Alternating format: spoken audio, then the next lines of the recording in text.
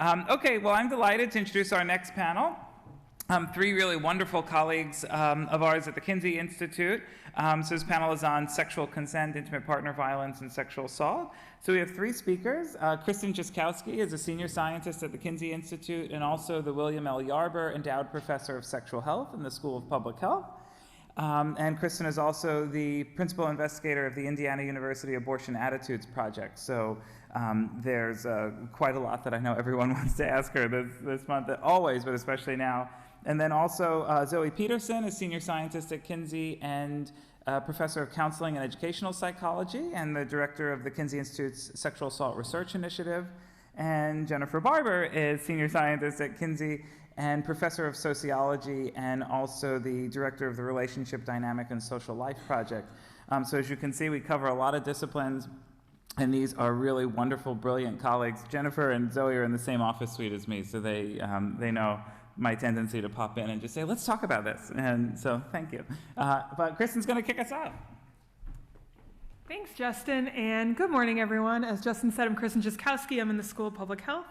And thank you all so much for attending this panel this morning. I'm delighted to be with two fantastic speakers. I'm going to kick things off talking about sexual consent. And then specifically, I'm going to focus on gender norms and alcohol intoxication, since there is a lot that could be covered under consent. I'm going to focus on these two pieces. But to begin, I thought we could define consent or consider how consent is defined.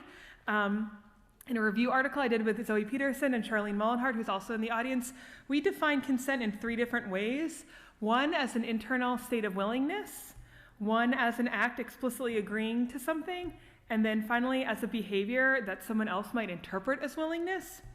So when we look at the latter two conceptualizations of consent, how people communicate consent, there's a range of different cues people use. They might use verbal and explicit cues like you see here, or explicit but nonverbal cues, or verbal cues that are implicit, or nonverbal cues that are also implicit.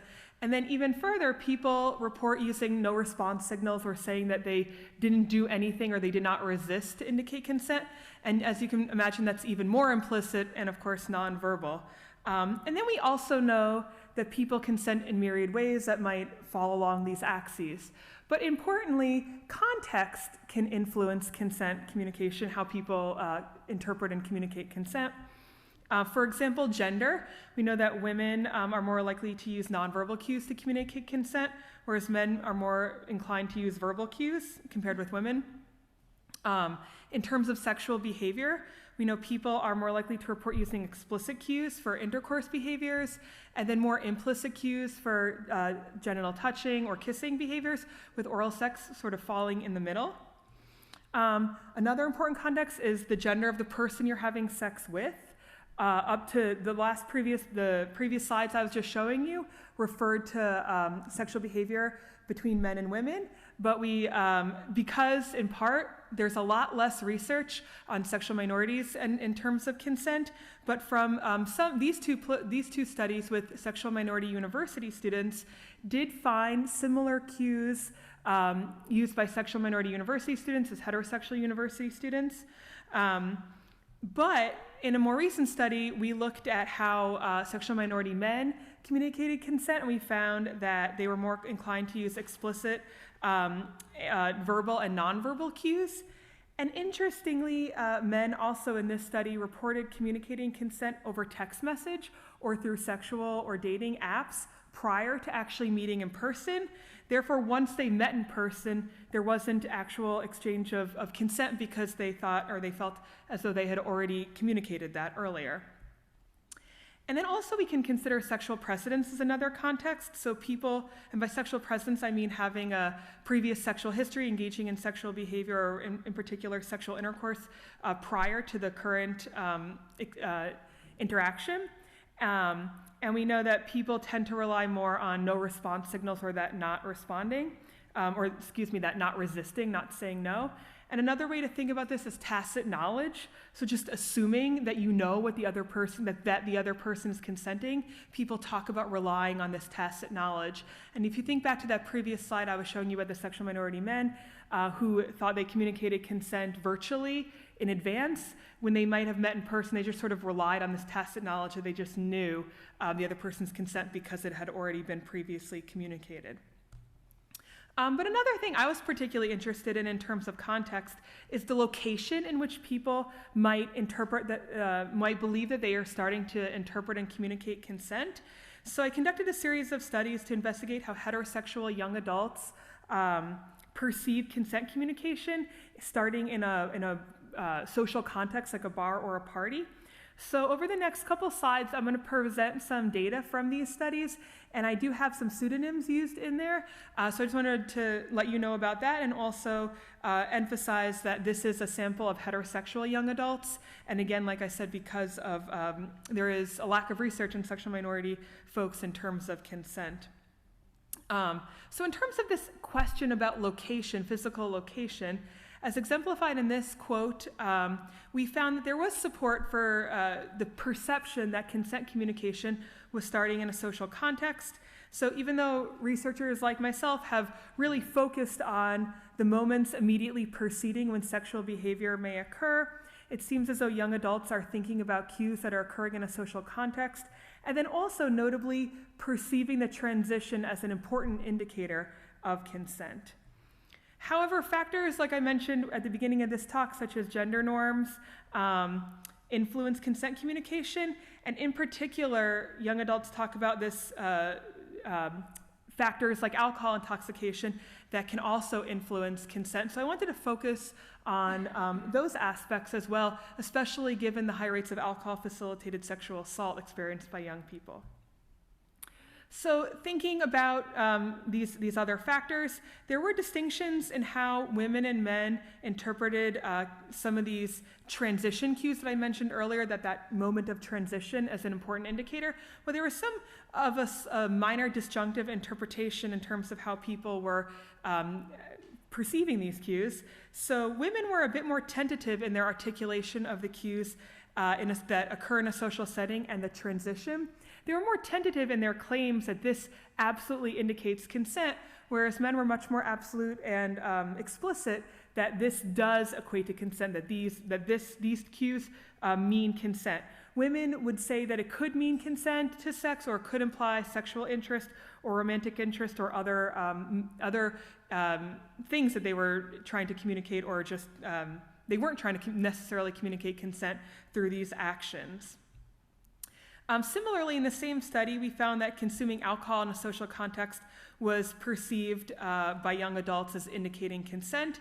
But then thinking about that gender norms, we again found that disjunctive interpretation emerged, in which men were more explicit and absolute in their articulation that the cues automatically equated to consent, as you can see here in these quotes. Whereas women were more tentative, again suggesting that these alcohol cues could indicate consent or indicate romantic interest, or again, some of those just wanting to have a good time and spend time with friends. And I think it's important to highlight this disjunctive interpretation because although women and men are acknowledging this relationship between these alcohol cues as associated with consent, they're doing so in slightly different ways that I think are important. But more generally, I think it's also concerning that young adults are conflating alcohol consumption and exchange of drinks with consent, that they're identifying these cues as consent. So I wanted to examine that a little bit more explicitly, and I conducted a study to assess people's ability to consent while intoxicated at a bar. And then I also replicated that study in a tailgate, so that way it provided a non-sexualized drinking context, and found the exact same findings, actually. So I'm going to show you some of the findings from the bar study, but the tailgate one is in press, so I don't have that paper available, but I can send it to you if you want. But we found the exact same, very remarkably similar findings, which was actually against my hypothesis. I hypothesized we'd find something different, so I was wrong. So in this study, or in both of these studies, we asked people while they were intoxicated about their own ability to consent to sex, to have sex without blacking out or passing out, if they believed that they would remember having sex the next day, and if they thought they could have sex right now. And again, these folks were intoxicated, so we also took their breath alcohol. We also measured their breath alcohol concentration. So, sorry, those are the questions that we asked. And so we found that our sample was pretty intoxicated. On average, they had had about 5 drinks and had a breath alcohol concentration of on average about 0.08, which is the legal limit for driving. Participants said they had at least one alcohol symptom, and about 10 to 20% of the sample cited a symptomology such as loss of critical judgment, impaired balance, slurred speech, disorientation, and drowsiness. So they noted having some of these symptoms. So that's just giving you a sense of how their intoxication level. So then we wanted to look at how their perceptions of their own ability to consent. And we found overwhelmingly that participants thought they could consent to sex without blacking out or passing out, that they would remember having sex, that they could consent to sex, that they could have sex without blacking out or passing out, and that they would remember having sex the next day. And you can see upwards of 90% of the sample thought that they could engage in all of these behaviors, despite what I just showed you on the previous slide, which is that they were fairly intoxicated.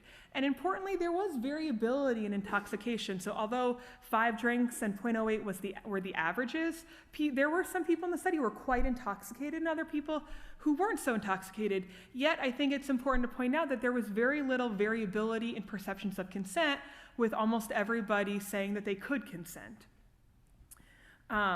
So next we looked at whether these intoxication variables predicted some of these consent beliefs, and the variables that we included was what I showed you a couple slides ago. It was a number of drinks people consumed, how intoxicated they felt, the total number of alcohol symptoms that they reported, and then their breath alcohol concentration.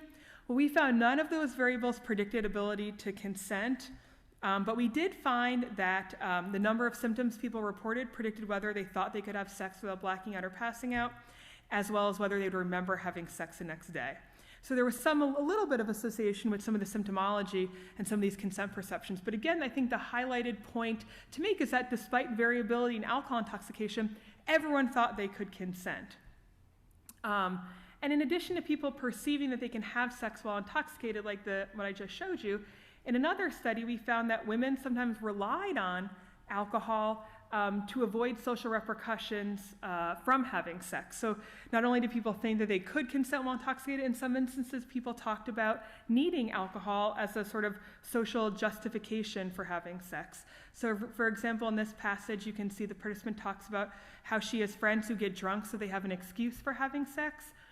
And when I pushed to better understand who does this, she said women do this because they need an excuse, or else they're just being trampy if they just want to have sex for the sake of having sex. And then separate from alcohol, women also talked about how their sexuality was constrained in the context of consent. For example, women talked about how they're not supposed to initiate consent. According to this participant, Laura, women are supposed to wait and let men initiate, because again, if women initiate, then there are social repercussions.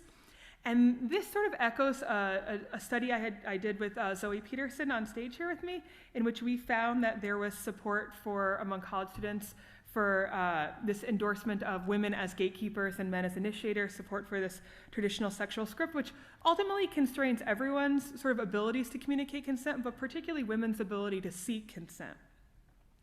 However, in addition to not really having social permission to say yes to sex, women also face challenges declining sexual behavior.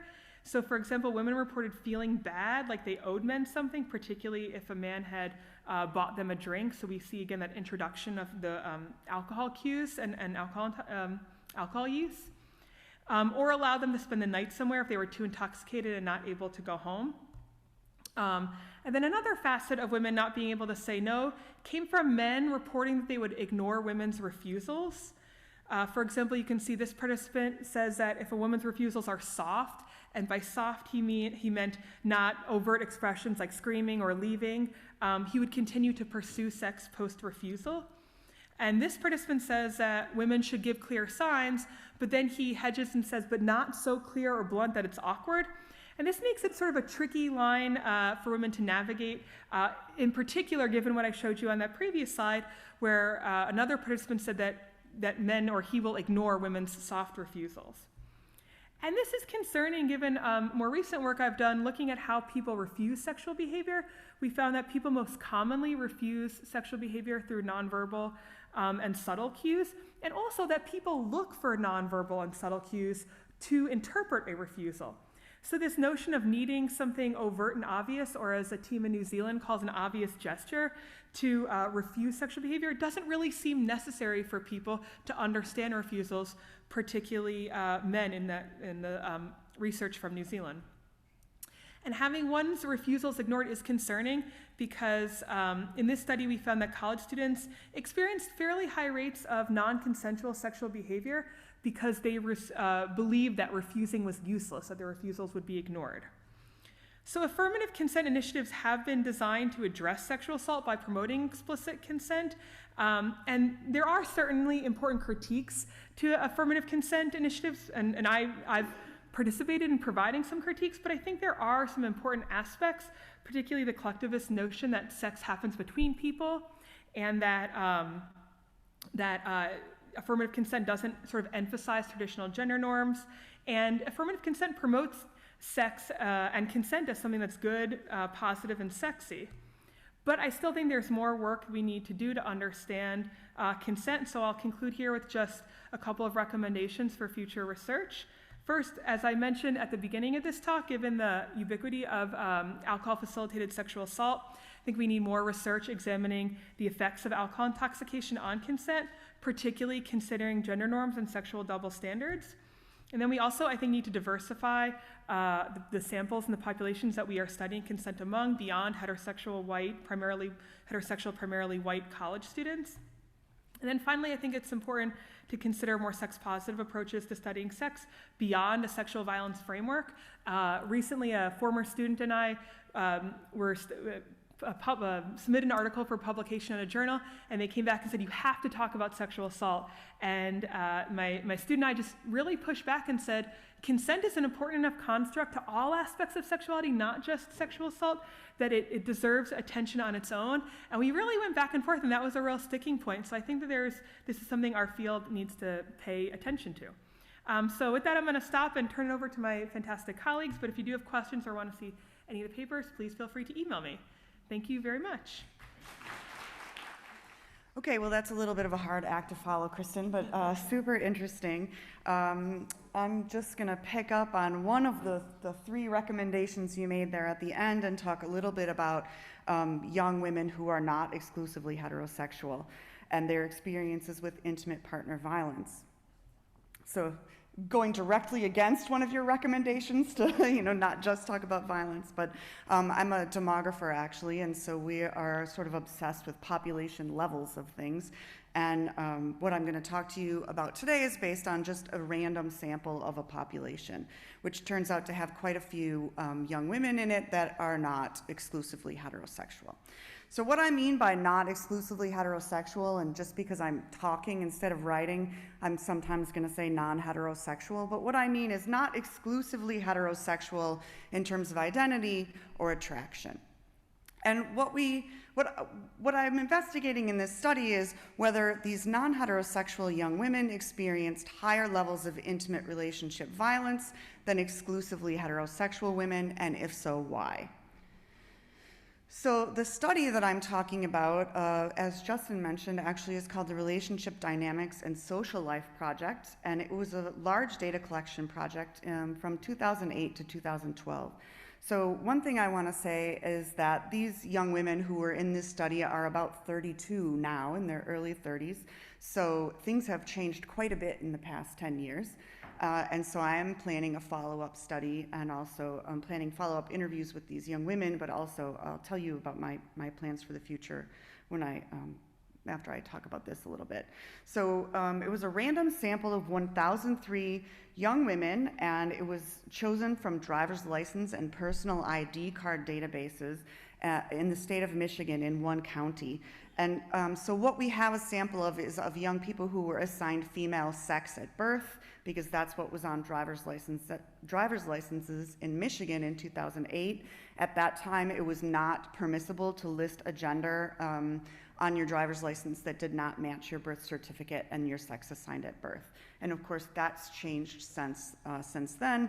But after quite a bit of interaction with these young people, I do think there may be a few transgender men in the study, but I think there are not many, because the invitations that we sent out talked about studying young women. And so if you were assigned female sex at birth and were now identified as a man, I think you're unlikely to participate in our study. So I think we have a sample of young women here. We started off with, and they're all 18 and 19. We started off with a 50-minute face-to-face, what we called the baseline interview, and then they were invited to participate in a follow-up study that was a weekly interview for 2.5 years. Just a quick 5-minute interview, either online or via the phone. So 2.5 years is 130 weeks. Of course, not everyone completed exactly 130 of these weekly interviews, but we got quite a few interviews. So 953 of those 1,003 young women agreed to participate in the follow-up study, and they completed a total of 58,594 of these brief weekly follow-up survey interviews. And during those 58,600 interviews, they reported around 2,700 unique intimate relationships, some of which were ongoing when we met them, some of which started and ended within the study period, and some started during the study period and, of course, were ongoing at the end of the study. I also did with my graduate students 77 in-person conversational in-depth interviews with these young women, and I have that in gray here because I'm not going to talk much about it unless someone asks me a question that reminds me of one of my respondents, in which case I might tell a story. So that's why I mentioned that. So how did we measure sexual orientation in the RDSL, the Relationship Dynamics and Social Life Project? It was originally a study of pregnancy, not a study of sex, not a study of gender, not a study of sexual behavior. But we quickly learned that a fair number of the young women in the study had partners who were women, who were having all kinds of sex besides penile vaginal sex, even though our focus was on penile vaginal sex because that's the sex that leads to pregnancy.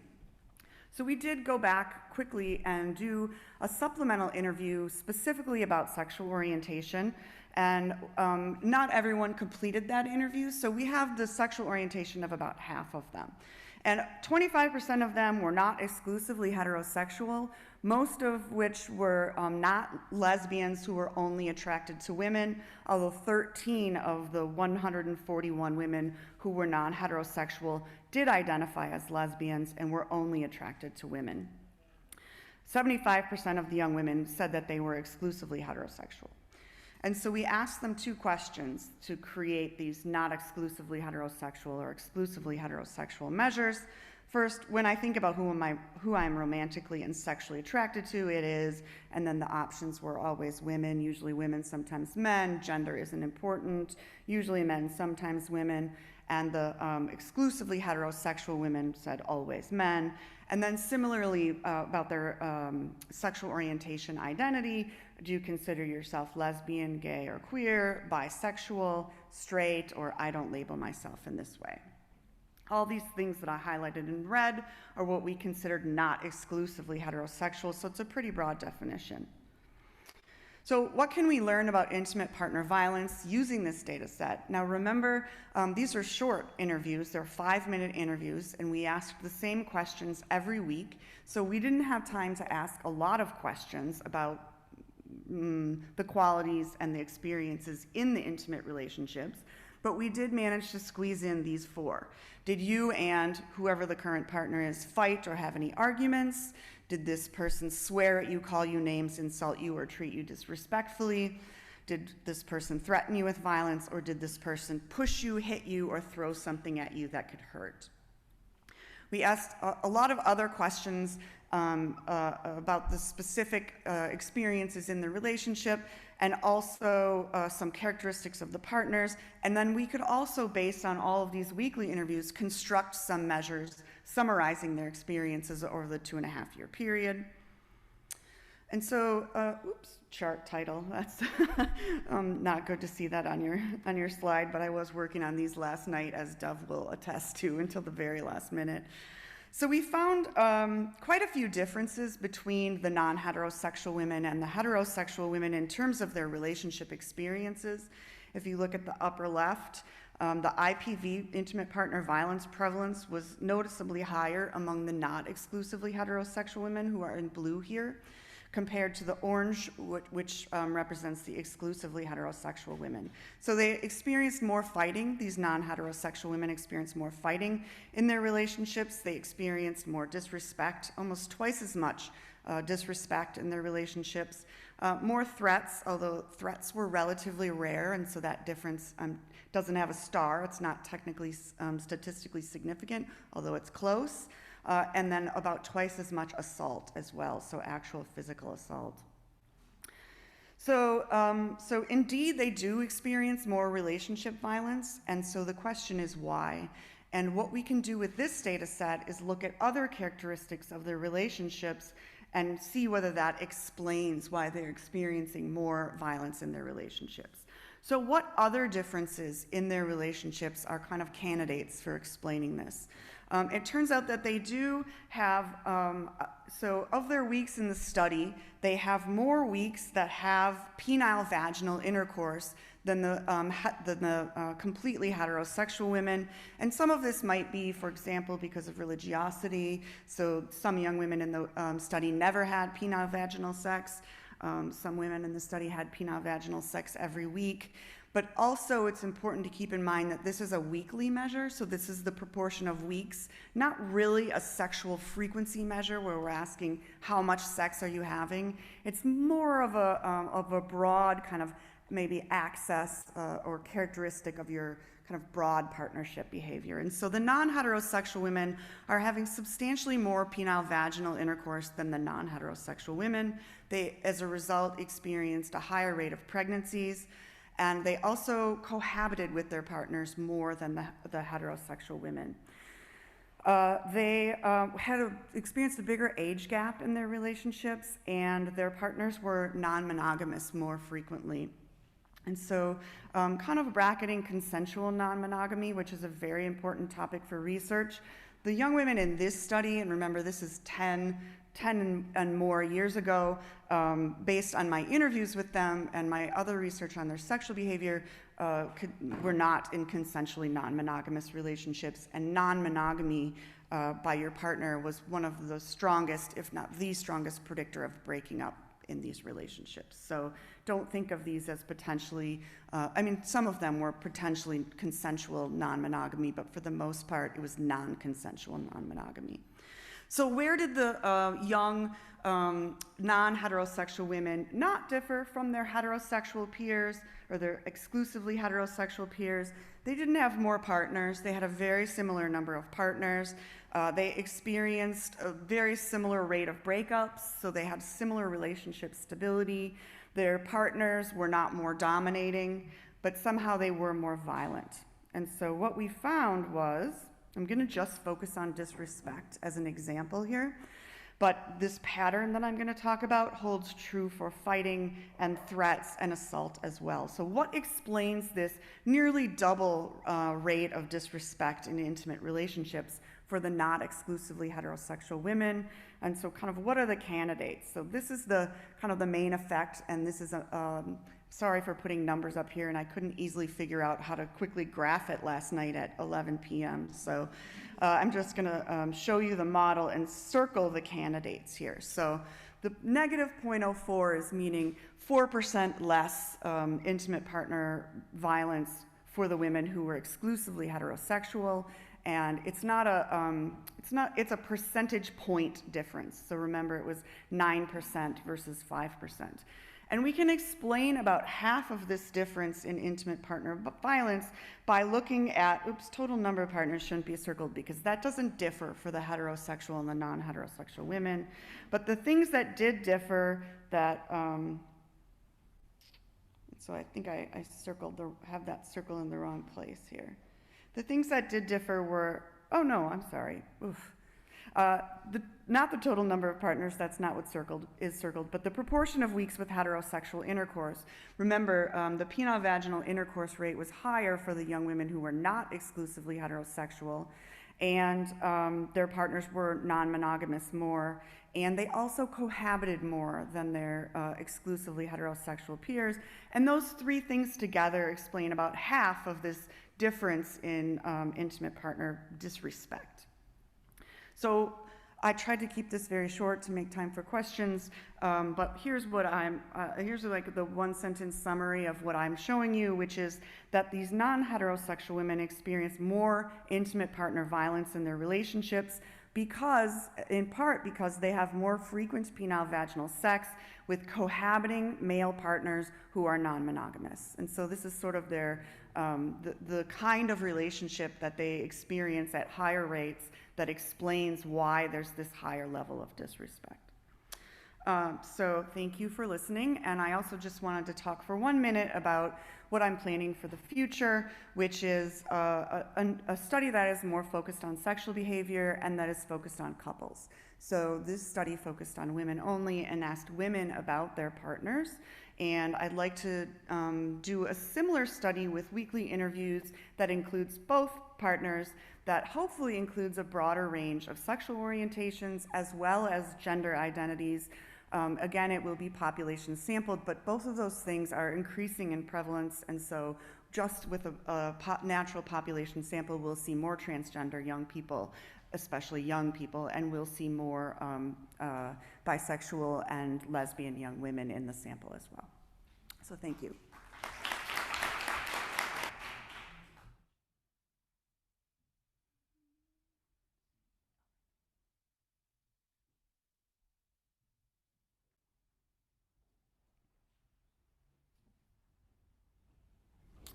Hi, everyone. I'm Zoe Peterson. As Justin said when he introduced me, I'm the director of the Kinsey Institute Sexual Assault Research Initiative. So consistent with that title, my research is focused on sexual assault and sexual aggression. So in my work, I study both victims' reactions to and recovery following sexual assault, as well as looking at some of the correlates of sexual perpetration. So I only have about 10 minutes to talk, so today I'm going to focus on a little bit of my research, just a few examples of my research on sexual perpetrators. So when we think about sexual perpetrators or hear about sexual perpetrators, I think often either implicitly or explicitly there's this sort of suggestion that men who rape are monsters, and sometimes you see this explicitly. So there's several suggestions in the media that Brock Turner was a party school monster. When other people are caught raping, they're sometimes labeled as monsters. And some of the correlates of sexual aggression might fit with this model a bit. So there is some evidence, for example, that men who engage in sexual aggression tend to be slightly higher on average than other men in things like antisocial personality traits, psychopathy. They tend to be slightly lower on average in empathy, and higher in callousness and hostility. And this sort of focus on perpetrators has really led a lot of people to think that prevention efforts that are aimed at potential perpetrators are unlikely to be effective. Lots of people have suggested this. This is just one example from Lysick, who has frequently kind of talked about this model of callous, unempathic perpetrators. And he says prevention efforts geared toward persuading men not to rape are very unlikely to be effective.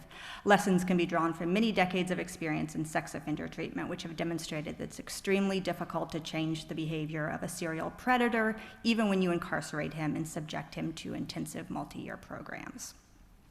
So, to me, this is a sort of sad, hopeless statement, and one that I'm not quite ready to buy into.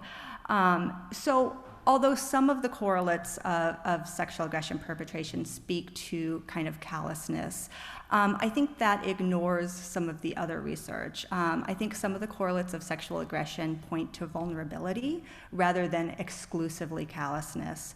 And as a sex researcher, I'm particularly interested in the fact that I think some correlates speak to sexual vulnerability in particular.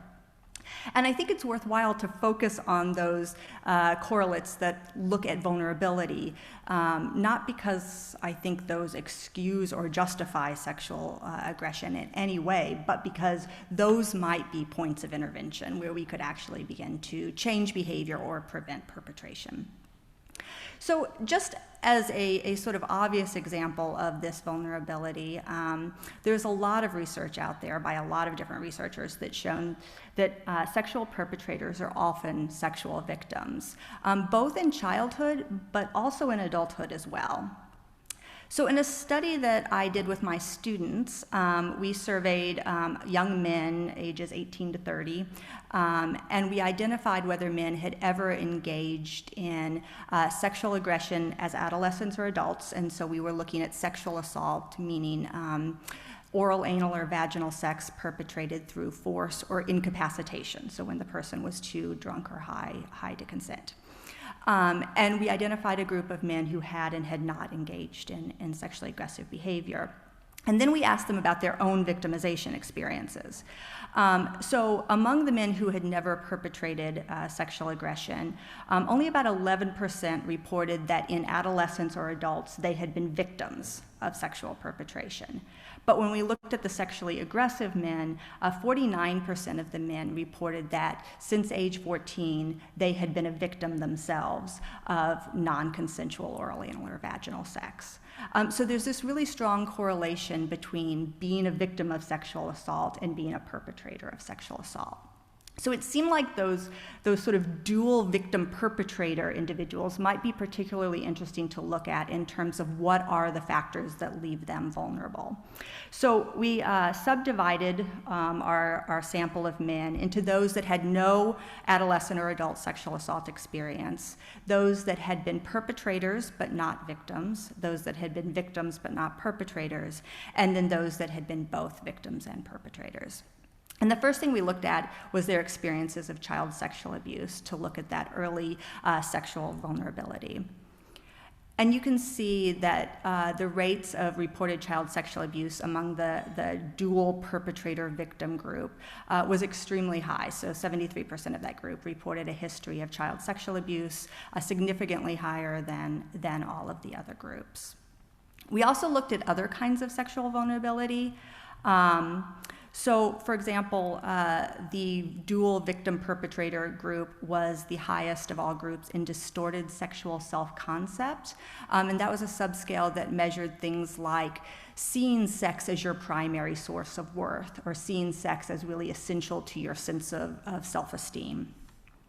The dual perpetrator victim group was also the highest in sexual preoccupation, so kind of obsessive thoughts about sex and sexuality, and the highest in dysfunctional sexual behavior, which measured things like using sex as a way to get things you want or need. So all of those kind of sexual vulnerabilities associated with perpetration is related to other research, which has really found that sexual aggression and sexual risk-taking in general, so engaging in behaviors that put yourself at sexual risk, are highly correlated. So individuals who engage in sexual aggression tend to be general sexual risk takers. And so in a study that I did with Eric Janssen and other researchers at Kinsey, we wanted to look at what are the sort of shared predictors of sexual aggression perpetration and other kinds of risky sexual behavior. And again, one thing that we know from lots of research is that child sexual abuse is a shared risk factor. But we were also really interested in, once people have experienced child sexual abuse, that's not something we can go back and correct. So what is the pathway where there might be sort of points of intervention where we could identify individuals who have this child sexual abuse and are vulnerable, but how do we intervene? And so in this study, we focused on negative affect as sort of the pathway. So child sexual abuse would leave men vulnerable to negative affect, which would then make them vulnerable to sexual aggression and sexual risk-taking. Interestingly, in the prior literature, most of the work on negative affect as a risk factor for sexual aggression perpetration had really focused on anger. And I think that's kind of consistent with this model of sexual aggressors as hostile and violent in a general sense. But what we actually found in this study is that the only significant mediator, so the only significant pathway between child sexual abuse and sexual aggression was actually through trait anxiety. A very different kind of message than anger, looking much more at vulnerability rather than hostility. And this was somewhat of a surprise, but not entirely perhaps, because actually in a previous study that we'd done that Eric mentioned when he was talking about the dual control model yesterday, we had found that high levels of sexual inhibition due to the threat of performance failure were actually associated with an increased likelihood of perpetrating sexual assault. So men who feel like they easily lose their arousal because they're worried about their ability to perform well sexually were at higher risk of engaging in sexual assault perpetration. And so that could mean a lot of things, but to sort of greatly simplify, it may suggest that individuals who are kind of prone to sexual performance anxiety may, for example, kind of act impulsively and aggressively under the stress of having to perform sexually.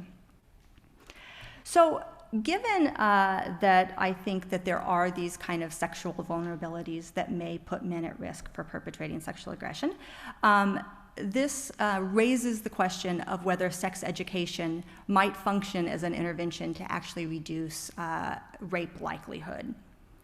So, in particular, if we give people more general knowledge and education about sex, not necessarily even about sexual assault and sexual aggression, but just about sex in general, can we reduce their likelihood of engaging in perpetration? So this is one of the things I want to explore going forward, but we do have some preliminary data to suggest this may be true. So my student, Kaylee Richmond, did a study where she found that greater sexual knowledge, so this is knowledge about things like anatomy, physiology, contraception, truly basic sexual knowledge, was correlated with more positive consent attitudes and behaviors. So people who had greater knowledge said consent was more important, and they said that they were more likely to use kind of direct verbal indications of consent in their relationships. And my students and I also did a sort of preliminary randomized control trial of a sex-positive intervention for college students. So we randomized college students to either get this sex-positive intervention that was focused on pleasure and communication. The intervention never mentioned sexual assault or sexual consent, or a control condition. And in the sex-positive condition, the participants showed a greater increase in rape-supportive attitudes, so things like a belief in rape misacceptances, a belief in stereotypes that can contribute to risk for sexual assault. We didn't have follow-up data. This was a pilot study, so we don't know if it influenced actual behavior, but I think that's sort of the next step. That intervention was with college students, as most sexual assault interventions are with college students, but I think pretty clearly it's important that we start earlier with sex education and consent education if we're going to prevent sexual aggression.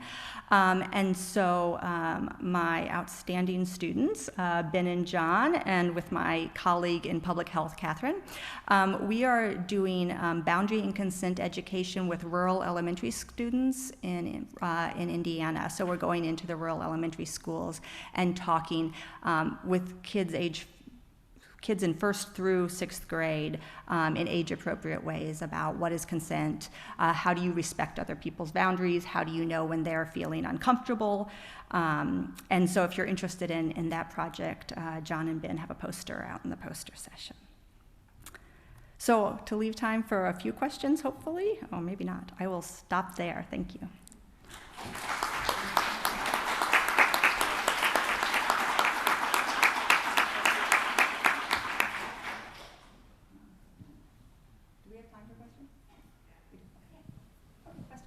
For any of us about any of the topics. Miss Barber? Yep. Your last slide, where you said this explains why this occurs, could you explain just a bit more about that very last slide? Is this on? Okay. Yeah, I think what the gist of it is that the non-heterosexual women are experiencing this type of relationship more than the heterosexual women. This type of relationship where they're with a disrespectful partner who is with high sexual frequency, high penile vaginal sexual frequency, they're co-resident, and the partner is disrespectful. So they're experiencing that kind of relationship more than the heterosexual young women. One thing we find in the study is that violence and penile vaginal sex are like best friends. So if there's violence in the relationship, in fact, if there's violence in a particular week, almost certainly there's also penile vaginal sex that week. And that's true to some degree. It's like 65% of weeks with disrespect also include penile vaginal sex. And so it's not that all the penile vaginal sex also includes violence, but almost all the intimate partner violence we see is connected with penile vaginal sex. So the probability of penile vaginal sex in those violent weeks is really high, 60 to 95%. Between, sorry, what? Non-monogamy and disrespect. So there is a connection, and I hesitate to talk too much about it because we really do need to dig into whether this non-monogamy is occurring in a relationship where the partners have agreed to be monogamous or where the partners have not agreed to be monogamous. So in my semi-structured interviews, I found what the women almost, I would say, like 75% of the breakups they described were because of non-monogamy. But that's not really a fair test of whether non-monogamy itself causes problems in relationships like violence, because those are only the broken up relationships. So I don't make too much about this non-monogamy yet, although non-monogamy in a cohabiting relationship is in this particular sample, dramatically non-consensual non-monogamy. So almost always when they've agreed to live together, they've agreed to be monogamous. And so that combination of cohabiting and non-monogamy and penile vaginal sex frequency being high, it's that kind of relationship that is really strongly connected to IPV. Did you want to follow up?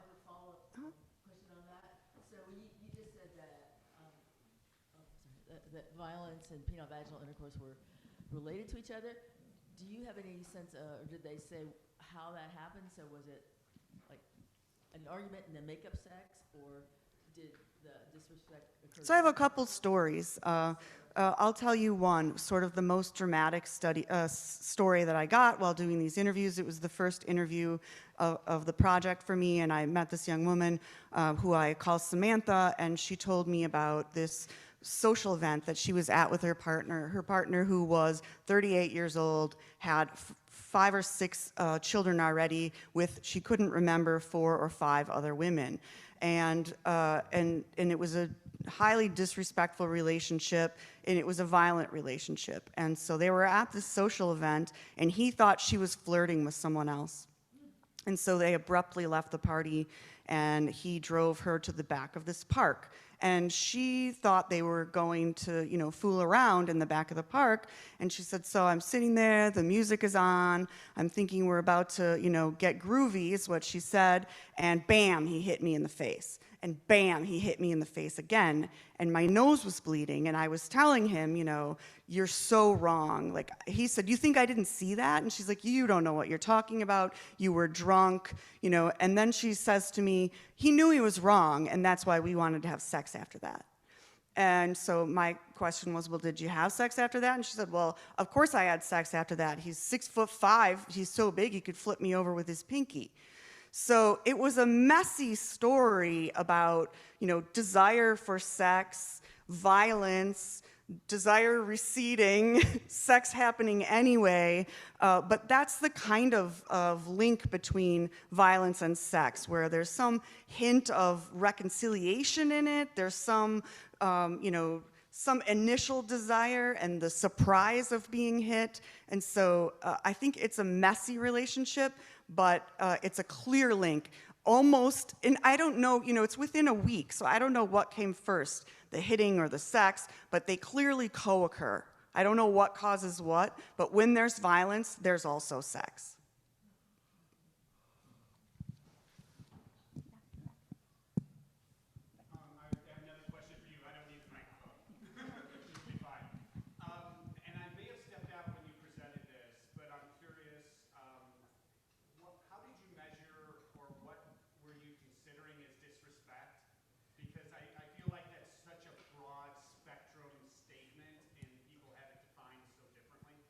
Yeah, it is very broad, but we were very specific about what we meant was like call you names, or I don't remember the exact question, although I could pull it up, but it was very specific. Call you names, treat you in a way that made you feel disrespected. In those interviews, I found a lot of stories about disrespect. For example, one that comes to mind is the woman who, her partner, his dad was in some legal trouble and she was going to court with him to be supportive. And then she graduated from high school and she was having an open house and he no-showed. So it's not necessarily violent disrespect, although sometimes it is. So there was another woman, and this is not violent either, but there was another woman who said, when we're alone, I'm his girlfriend, but whenever we're around his cousins or these girls he used to be friends with, all of a sudden I'm his cousin. You know, so that kind of disrespect. Non-monogamy was really threaded. Fear of non-monogamy, actual non-monogamy, trying to control your partner to avoid non-monogamy was really threaded through all of these aspects of violence in this particular sample.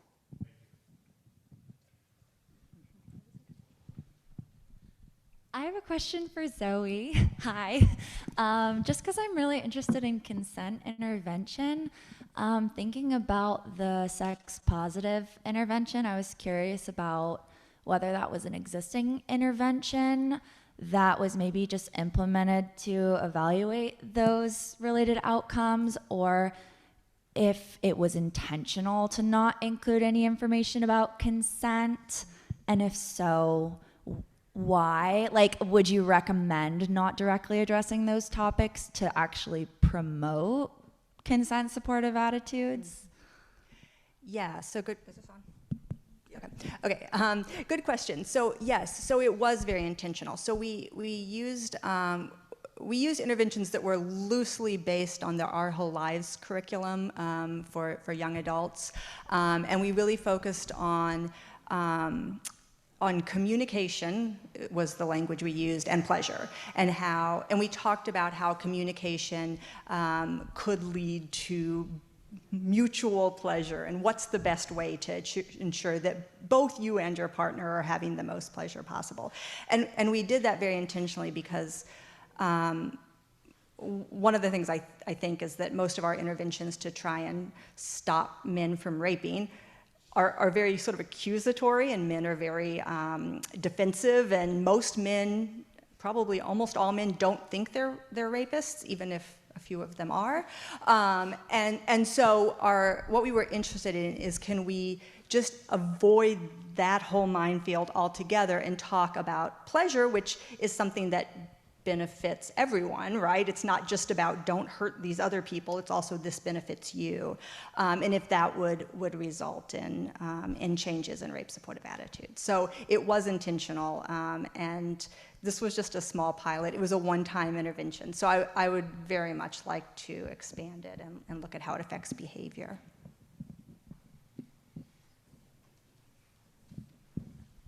One more?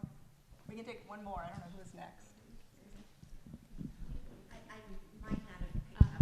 I just have a quick question for Dr. Zoe Peterson. So what stuck with me? Oh, sorry. We have two people. Sorry. Oh, sorry. No, go ahead. Go ahead. We'll do two questions. Go ahead. I'm so sorry. Just a small question. What stuck with me was men who think they can lose their arousal easily are highly likely to be sexually aggressive. And I just wanted to follow up on that, because I thought the reverse actually in the mind, because they would have like somebody like low sexual confidence and they wouldn't do that. So I just wanted to get your thoughts on that when you did that kind of research. So, yeah, so if I understand your question, you were saying you were surprised that people who were kind of high in anxiety. Yeah.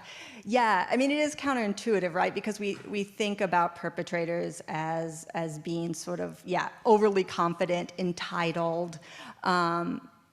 But I guess what I would say to that as a psychologist, a lot of overconfidence and entitlement is a way of coping with anxiety and insecurities.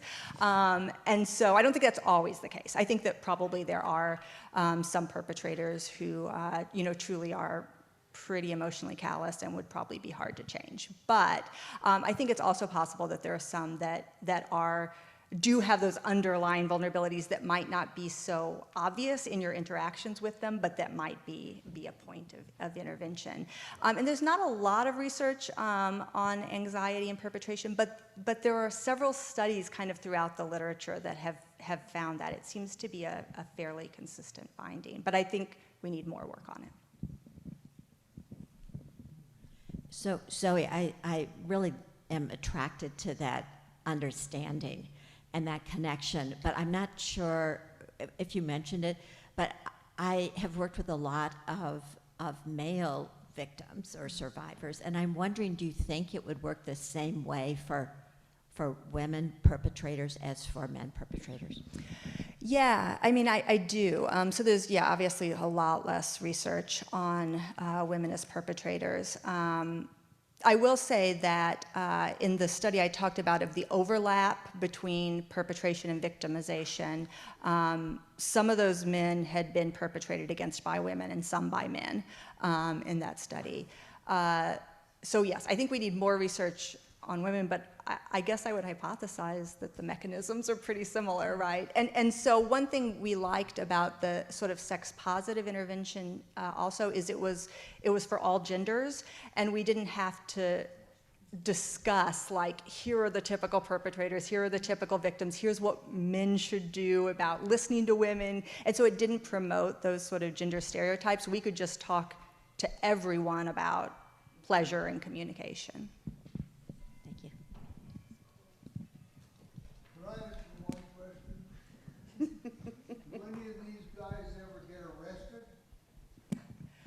Not many, no. People have tried to estimate like what percentage of men who actually perpetrate sexual assault actually end up as part of the criminal justice system, and it's probably like 2% or less, because most aren't reported, and even if they're reported, they're often not convicted. So you kind of lose people all the way through the pathway.